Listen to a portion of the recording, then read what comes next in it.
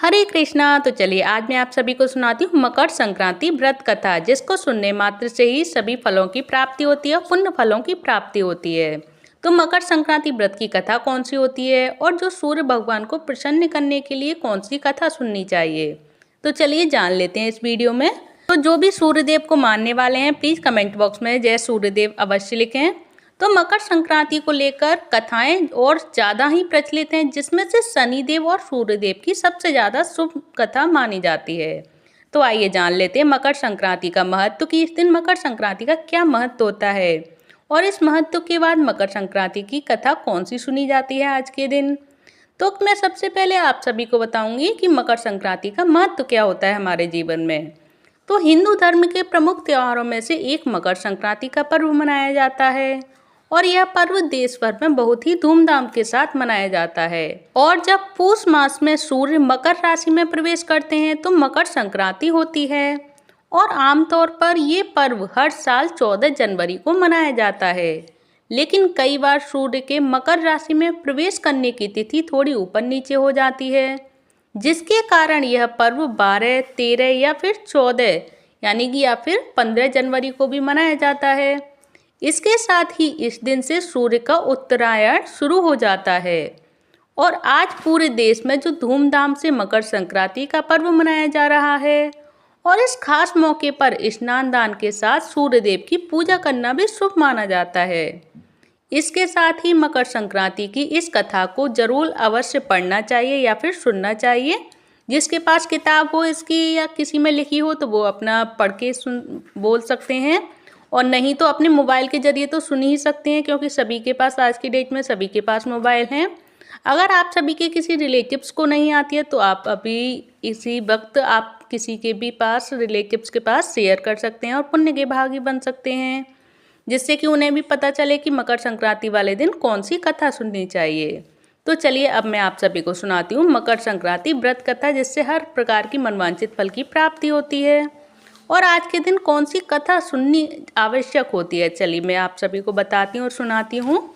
तो मकर संक्रांति संबंधित पहली कथा व्रत जो भगवान शनि और सूर्यदेव से संबंधित है। इसके बाद मैं आप सभी को दूसरी कथा भी सुनाऊंगी। तो यह है शनि और सूर्यदेव से संबंधित कथा जो मकर संक्रांति वाले दिन सुनी जाती है।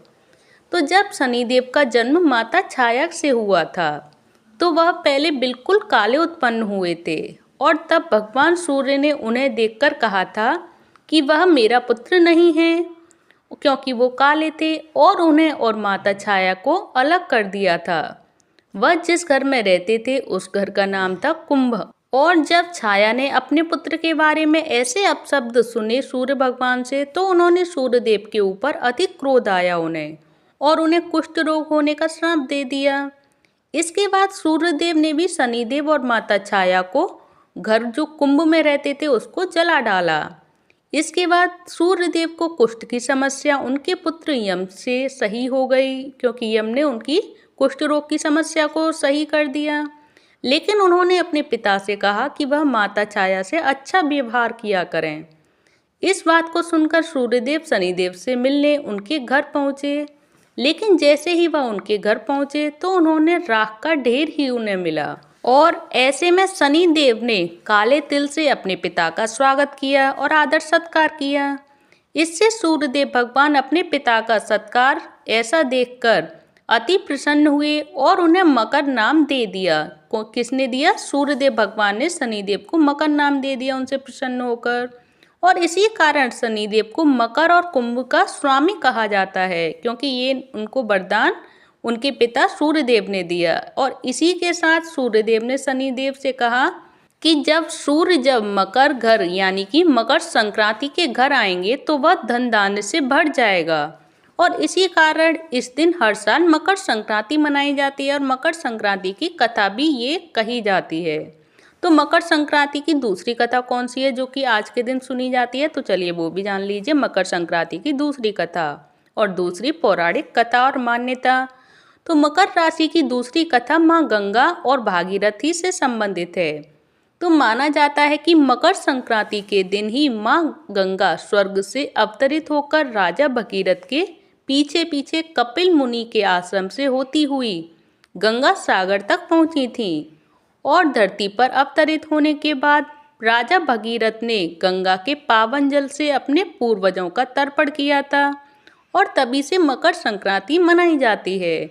तो ये भी इसकी एक पौराणिक कथा है। तो ये रही आपकी ये दोनों कथा मकर संक्रांति के दिन सुनी जाने वाली। ये पहली शनिदेव और सूर्यदेव भगवान की कथा और दूसरी माँ गंगा और भगीरथ की कथा।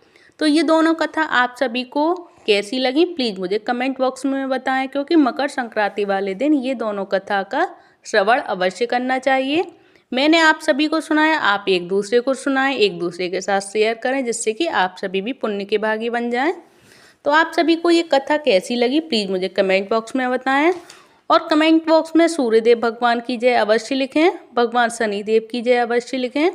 और आप सभी को अगर ये वीडियो अच्छी लगी हो तो प्लीज़ वीडियो को लाइक कर दें, चैनल को सब्सक्राइब करें। धन्यवाद। हरे कृष्णा हरि बोल। हमेशा जपें हमेशा सुने, हरे कृष्ण कृष्ण कृष्ण हरे हरे, हरे राम राम राम हरे हरे, हरे कृष्ण हरि बोल।